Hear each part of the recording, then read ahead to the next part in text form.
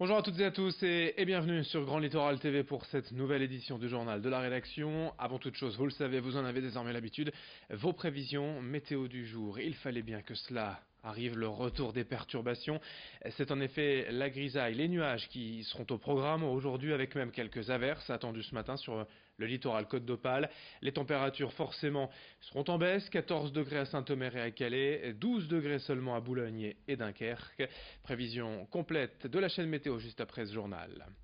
Dans cette édition, tout d'abord, je vous rappelle que la journée de grève aujourd'hui à la SNCF sera finalement du même acabit que celle d'hier, avec 15% des TER et Intercités en circulation, 2 TGV sur 5, 175 quarts de substitution prévus, et comme d'habitude, toutes les infos trafic en temps réel sur ter.sncf.com et sur l'appli SNCF.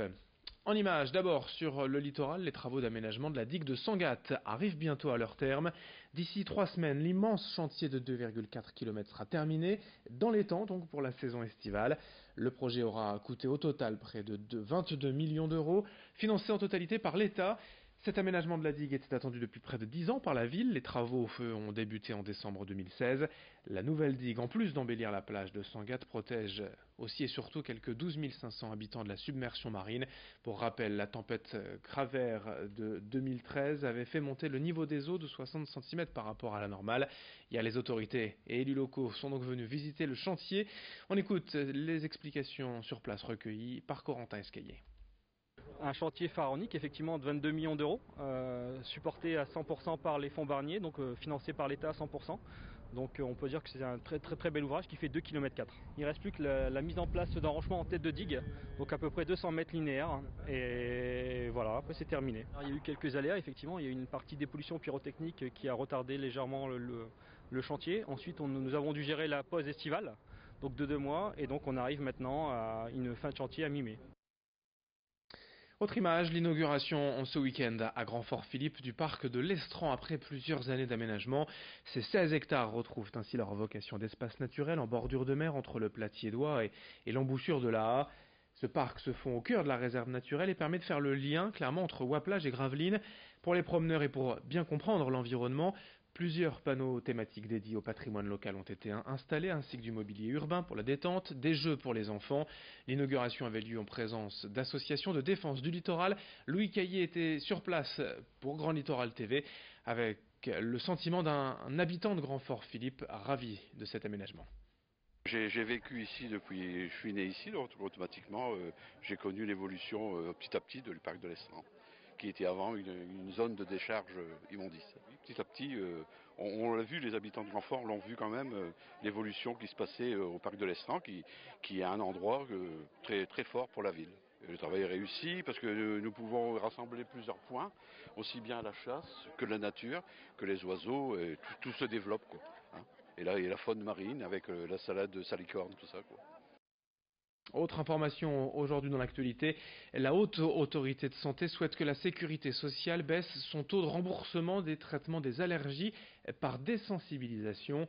Pourquoi cette demande, cette revendication et dans quel cas vient s'appliquer cette demande? Explication au micro avec Céline Huret en plateau.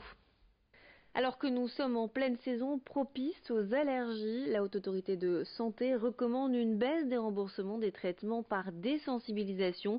Les traitements par désensibilisation sont à prendre sur le long terme, jusqu'à 5 ans dans certains cas. Ils apprennent au corps à tolérer les allergènes.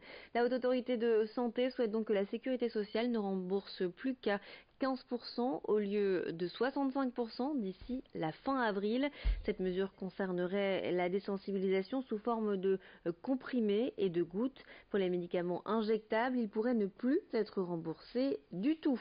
Alors pourquoi cette recommandation? La Haute Autorité de Santé estime que l'efficacité de la désensibilisation est faible et mal démontrée et que d'autres possibilités existent comme les antihistaminiques et les corticoïdes à privilégier en traitement initial.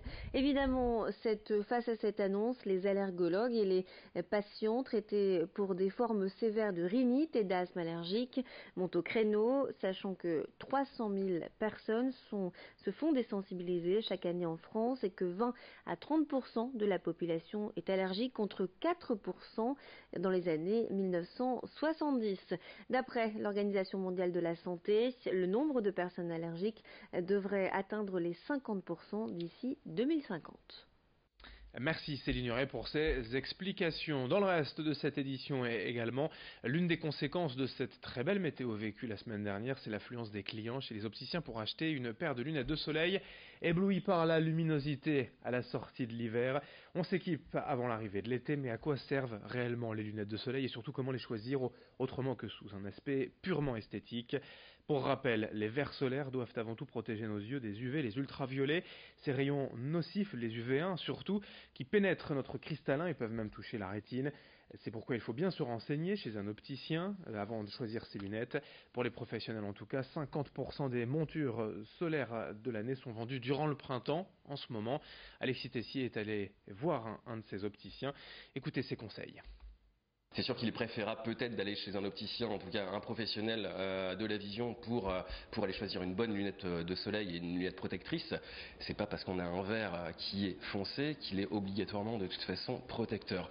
Le fait d'avoir un verre plus ou moins teinté, la teinte de toute façon influera uniquement sur l'éblouissement et non pas spécialement la protection. Donc sur les lunettes de soleil, alors l'opticien est là pour conseiller d'une part, d'autre part, si en plus de ça on a des petites annotations sur le verre comme quoi l'UV est filtré à 100% ou un UV 400 aussi, ça permet justement de prouver et attester de toute façon le bon filtre de l'UV. Pour finir, un peu de sport avec 2 matchs de basket en Pro A, en Jeep Elite ce soir pour nos clubs du littoral. Tout d'abord, le BCM Gravelines Dunkerque reçoit Le Mans. Le SSM Le Portel accueille de son côté en Antibes. Les 2 matchs ont lieu ce soir à 20h. Pour rappel, Gravelines Dunkerque actuellement 11e au classement peut encore espérer accrocher les playoffs, mais il ne faut plus perdre de points en route. De son côté, le SSM Le Portel ferait bien de s'imposer pour valider définitivement son maintien dans l'élite du basket français. Les 2 matchs donc du BCM et de l'ESSM ce soir à 20h, les 2 à domicile. Fin de cette édition, merci à vous de l'avoir suivi. Dans un instant, la suite, notamment vos prévisions météo et dès le prochain quart d'heure, l'actualité régionale de retour. Très belle journée à toutes et à tous, ensemble évidemment, sur Grand Littoral TV.